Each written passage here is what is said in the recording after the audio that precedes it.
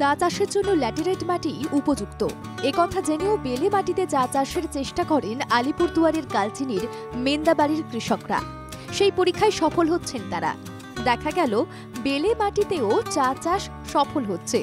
আসলে বেলে মাটিতে বালির ভাগ বেশি থাকায় জল ধরে না, যার ফলে নষ্ট হচ্ছিল চা গাছ। এরপর রাজু তুরি ও তার বাবা চা বাগানগুলিতে গিয়ে সেখানকার শ্রমিকদের সঙ্গে কথা বলে জেনে নেন চা গাছের যত্ন নেওয়ার পদ্ধতি। এরপর জমি তৈরি ও নালা তৈরি করে 4.5 বিঘা জমিতে গাছ রোপণ করেন তারা। গাছগুলি বড় হয়েছে। বর্তমানে চা পাতা তোলার কাজ শুরু হয়েছে। চা বাগানের মাঝে ছায়া গাছ হিসেবে সুপুরি গাছ রোপণ করেছেন তারা। এক জমি থেকে 2টি ফসল উৎপন্ন করছেন তারা, যার ফলে কিছুটা লাভের মুখ দেখছেন মেন্দাবাড়ির চাষিরা। কেননা যে এখানে জমি মাটি শুকে যায়, পুরা শুকে যায়, জলের অভাবের কারণে অন্য কিছু সবজি কখনো কিছু চাষ হয় না। এটাই চিন্তা ভাবনা করে চা লাগাইলাম আর চেষ্টা করলাম কি ভালো করার জন্য। এখানে মোটামুটি 4.5 বিঘা আছে আমাদের জমি। এখানে আমাদের মোটামুটি 3-3.5 কুইন্টাল চাইছে।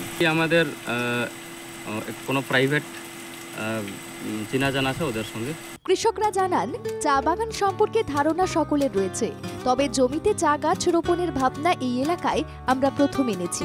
এলাকার আরো কৃষকরা এই চা চাষ শুরু করবেন বলে আশা করেছেন অনেকেই। চা পাতা তুলে একটি বেসরকারি সংস্থাকে বিপণনের সুযোগও তৈরি হচ্ছে।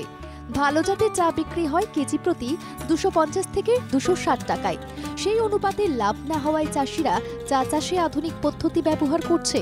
তবুও চা শিল্পের রুগ্ন দশা কাটিয়ে প্রাণোচ্ছল অবস্থা ফিরিয়ে আনার জন্য দাঁতে দাঁত চেপে লড়ছেন উত্তরবঙ্গের কৃষকরা।